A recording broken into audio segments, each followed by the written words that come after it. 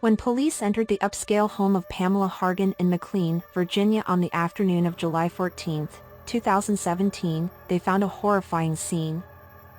A mother and daughter dead in what looked like a murder-suicide by 24-year-old Helen Hargan. Police had been tipped off by Helen's boyfriend, Carlos Gutierrez, who called dispatchers concerned about his girlfriend. The 63-year-old matriarch had been shot twice in the head. Her body was in a first-floor laundry room, covered with a blanket and dog bed. Her daughter was found dead against a bathtub upstairs, a rifle propped up against her body. But there were no signs of a struggle in the house, and police were immediately suspicious. For somebody to shoot themselves on the top of their head with a rifle pointed straight up in the air, even if it was physically possible, which in this case it's not. It's just not something that is seen or done, said Michael Hengemel, Fairfax County police detective. One of the most damning pieces of evidence, both Pam and Helen's phones had been wiped down and cleaned. All guilty signs pointed to a third person living in the home, Pam's daughter, 34-year-old Megan Hargan. I believe that she decided to murder her mother for that cell phone, said Brian Byerson, Fairfax County police detective.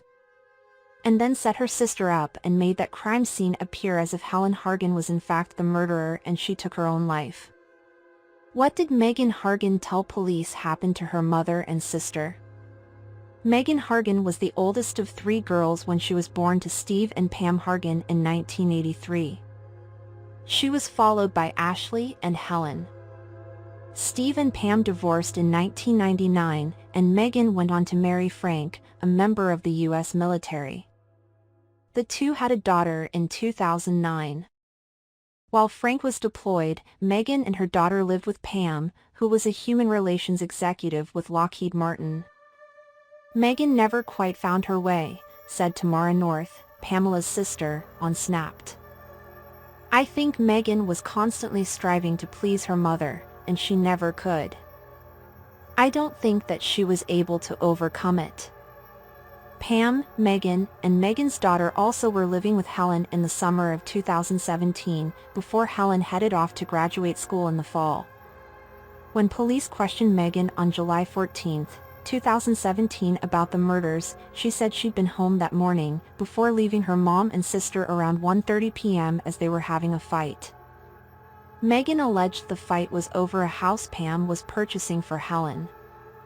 This morning, my mom let Helen know that she was canceling the contract on the house she's building her. Because she truly believed that Helen was going to try to move Carlos into the house and my mom didn't want him being there, Megan told police during an interview. Megan insisted she was concerned about her sister and said Helen was depressed and suicidal. She was essentially claiming that she did drugs, she drank a lot, said Melissa Wallace, Fairfax County police detective, on Snapped. She was trying to paint this picture of Helen that she was troubled. Megan agreed to let police swab her hands and test her clothes as forensic evidence. How did Helen Hargan's boyfriend become a key witness against Megan Hargan? When police interviewed Carlos Gutierrez, he refuted Megan's claim that he had conflict with Pam Hargan and said he'd been planning to marry Helen. He described to police why he called 911 from his home in Dallas, Texas. He said the morning of the shootings, Helen had called him several times beginning at 9:30 a.m., but he was asleep. He finally picked up at 11:30 a.m. She's like sobbing, and she couldn't get it out, Gutierrez said during a police interview. She's like, Megan came in here and said, I did something bad. I did something bad. I killed Mom. He told police Helen abruptly hung up on him, then when he called her back, Helen told him she could hear Megan downstairs on the phone with her mother's bank attempting to transfer money. Before Helen hung up on him again. Around 1 p.m. he began receiving texts from Helen. He starts to receive text messages that don't make any sense to him, Byerson said. Text messages that would say she hates her mother. How did police prove money was Megan Hargan's motive to kill her family? Although Helen's boyfriend pointed the finger at Megan Hargan for the murders, police still looked for a motive for Megan to slay her family. They got it when Capital One Bank contacted police about fraud on Pamela Hargan's accounts. These fraud attempts that occur on Pamela Hargan's account the day before the murder as well as the day of the murder, Henjmal said. On the day before her murder, the bank recorded a phone call with Pam to confirm a wire transfer over $400,000. Those accounts are not to be touched, Pam said in the phone call with the teller. Period. Can you freeze all of my accounts? Lock everything. Although the transfer didn't go through, it was set to go to a real estate title company in West Virginia. Megan was trying to purchase a house in West Virginia for about $400,000, Wallace said. And so, it began to unfold that the person doing the fraud was potentially Megan Hargan. On the day of the murders, a second attempt at a transfer was made, and the bank called Pam at 11:45 a.m. But this time, Megan's voice answered and was recorded.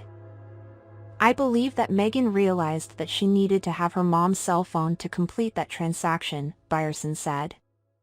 Police and prosecutors alleged Megan killed her mother to get her cell phone, made the transfer and answered the bank's call, then wiped it down and put the phone back on her mother.